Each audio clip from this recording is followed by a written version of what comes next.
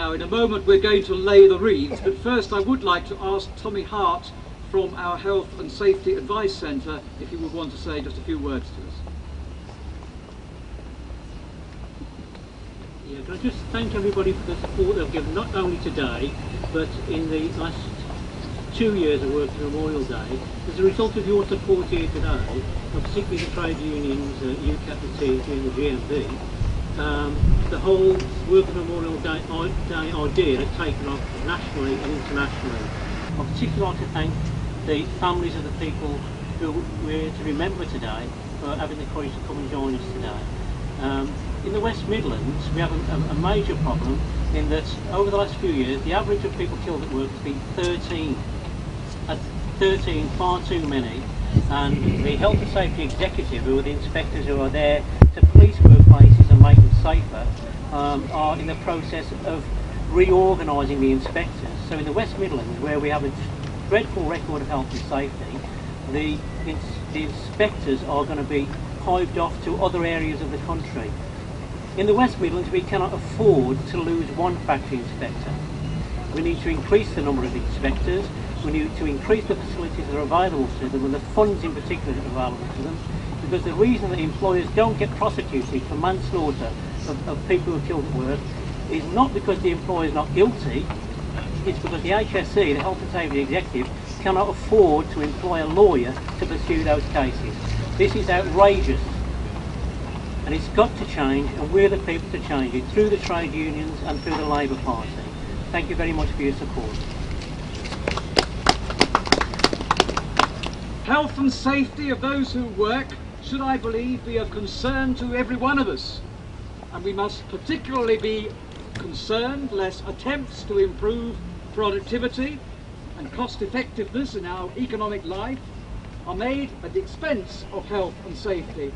And many of us, I know, have a particular concern about possible deregulation of health and safety legislation, and this we must be particularly concerned about if it takes place not in the House of Commons, as it is likely to do. The point therefore I wish to make is that thousands of people die every year. I'm told some 3 people every week die every year as a result of injuries received at work, or accidents, or other work-related illnesses.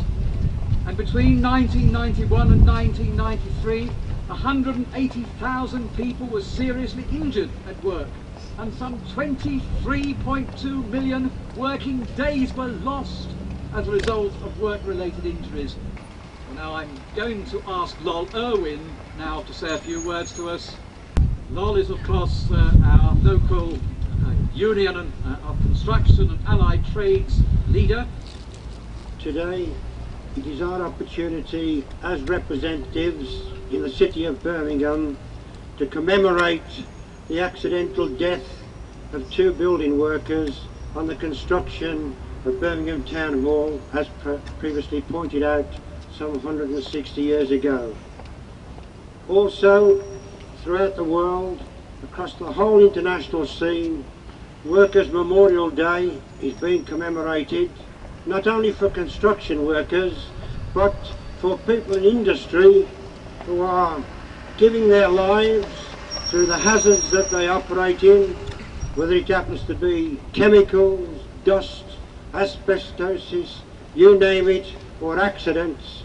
And we would like to send from Birmingham today our condolences to the families of the bereaved who have lost their lives while in the world of work. The time for safety is all the time, but if by drawing attention to this on an annual basis, then if we've saved one life throughout the world, then therefore it's very creditable with regard to commemorating. Every success to Workers' Memorial Day throughout the UK.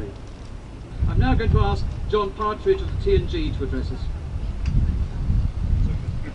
We wish to have a dignified ceremony to the memory of those people who have been killed at work, whether they were 162 years ago building the town hall or more recently, but also it's to higher the profile of health and safety at work.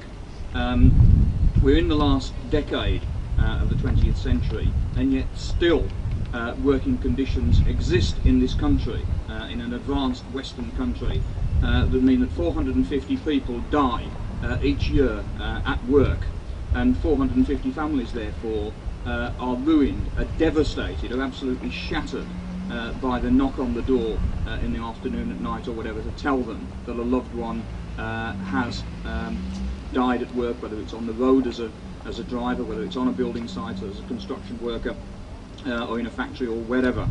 There are also innumerable cases of people who contract industrial diseases that is only the hidden tip of the iceberg.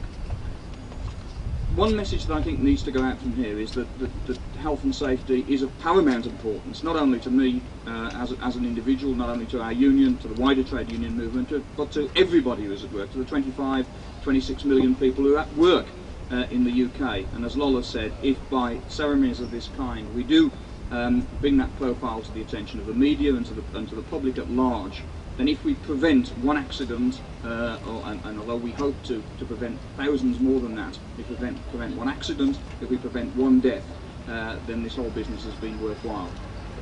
We've had, I know, Tommy Harte has had messages from other countries, from Spain, from Ireland, from America, in support of our Workers' Memorial Day. It has gained a lot of publicity. We hope that this Workers' Memorial Day on April the 28th each year will go from strength to strength. I'm convinced that it will. And what will happen is it will focus on health and safety in the workplace, and we will, by that mechanism, prevent those kind of disasters occurring once again. Now I'm going to invite people, please, to lay their wreaths.